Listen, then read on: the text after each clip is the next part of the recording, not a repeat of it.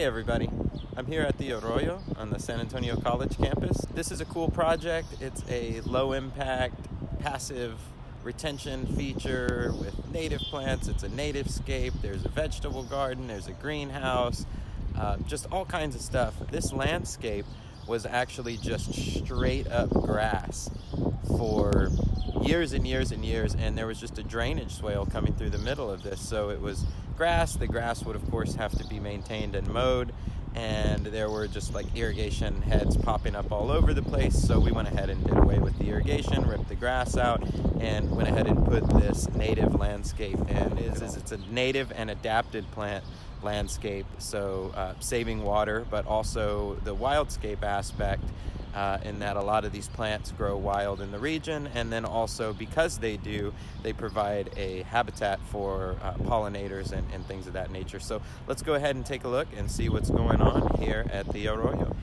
So the first thing you'll notice is that there's a greenhouse on site, which is super cool, and we're super lucky to have that.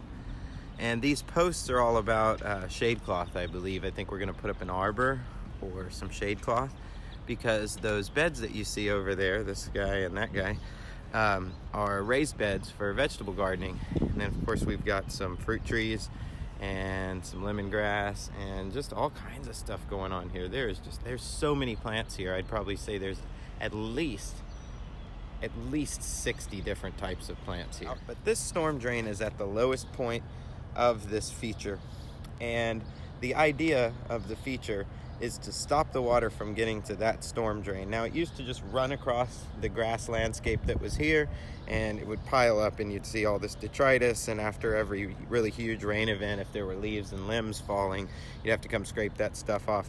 You can see the damage that it's caused, because look, it's undermined the sidewalk here. It's eroded some of the concrete edging, and of course the sidewalk is starting to slip and fall into there.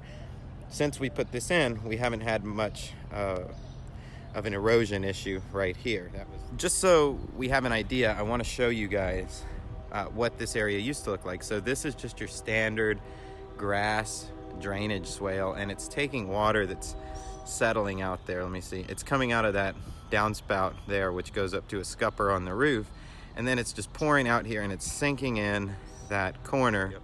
Then the water goes and passes through here, and it goes through that little culvert pipe. Now, the other side used to look exactly like this, and so there was really no utility in the landscape. And I think when we talk about these native landscapes, we need to talk about two things: utility and assets. Does your landscape provide an asset to you? Does it retain an asset on your landscape? Is there some kind of value that your landscape adds to your property or the area that you're installing it in? Because if there's not, then why are you doing it? And I think that's a point we need to ask ourselves is, yeah, grass looks great, but at the same time, you have to mow it. It takes excessive amounts of water.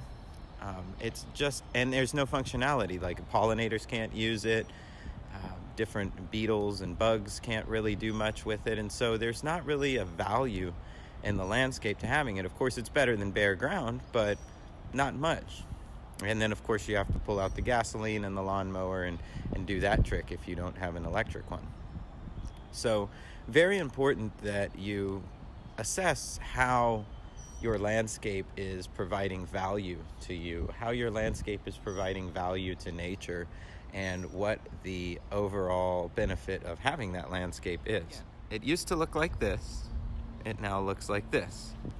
So taking a non-functional landscape and turning it into a multifunctional habitat, you get this massive influx of life as soon as you start providing habitats for life. This is a biological filter. So not only are you taking a flooding liability, charging all of these plants with that water and taking an asset, which is water and energy, because moving water is the most powerful force that we have, one of the most powerful forces that we have on this planet, and you're using that energy to charge these plants, and these plants are popping up and they're providing habitat for all kinds of things, including herbs for us and fruit and vegetables and whatnot. And then the pollinators are coming in here. They're doing their thing. They're making it a habitat. The birds are coming in here. They're doing their thing. They're making it a habitat. The bugs are coming in here. They're doing their thing. What it's doing is it's balancing the ecosystem.